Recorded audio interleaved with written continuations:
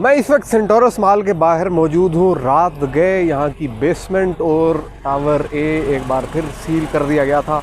वजह बताई जा रही है, जो वो इस मॉल के जो ऑनर हैं सरदार तनवीर इलियास खान, उनका वज़ीर आज़म पाकिस्तान शहबाज शरीफ के साथ एक मुकालमा जो कि सख्त जुमलों के तबादलों में तब्दील हुआ। ये मीरपुर आज़ाद कश्मीर में होने वाला एक इवेंट था, जहाँ पर मंगला जो बिजली घर है उसकी जो उसमें कुछ नई डेवलपमेंट्स के हवाले से एक तकरीब थी।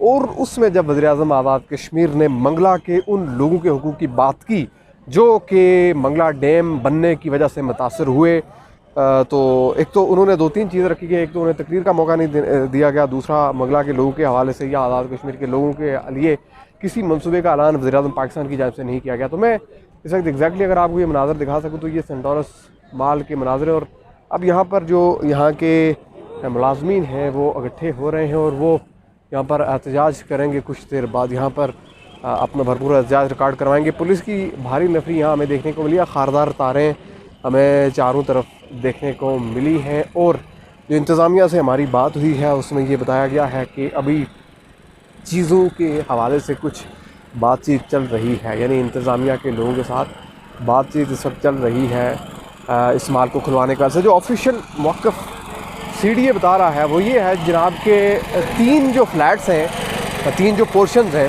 वो कम से कम जो 15 से 20 फुट का जो इलाका है वो इजाफ़ी सेंटोरस माल ने उस पर तामीरात की। यानी इस माल के जो 3 फ्लोर्स हैं वो इजाफ़ी हैं, वो CDA के लाज के मुताबिक नहीं है।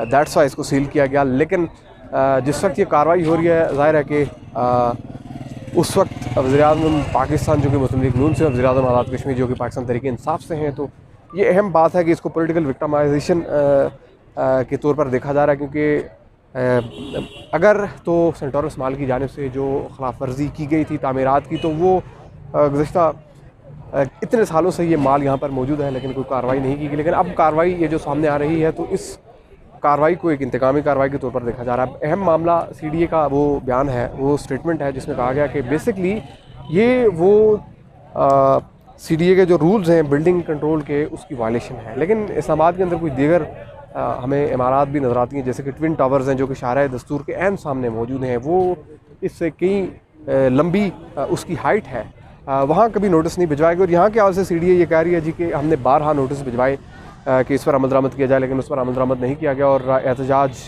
की धमकी और दीगर ओछे हथकंडे जो सेंटोरस इंतज़ामिया की जानिब से इस्तेमाल किए गए। हालांकि एग्जैक्टली अगर आप इस वक्त को देखें, यानी कल वज़ीर आज़म पाकिस्तान के साथ वज़ीर आज़म आज़ाद कश्मीर की तल्ख़ कलामी होती है, आज के रोज़ की वाक़या रोनमा होता है। सिर्फ यही नहीं, इससे पहले हमने देखा था कि जब यहाँ पर आग लगने का एक वाक़या पेश आया था, तो उसके बाद भी टावर ए को गैर ज़रूरी तौर पर बंद रखा गया था, जिसकी वजह से कारोबारी जो लोग हैं उनका बिज़नेस काफ़ी ज़्यादा मुतासर हुआ था। तो अब भी सिचुएशन कोई ज़्यादा मुख्तलिफ नहीं है।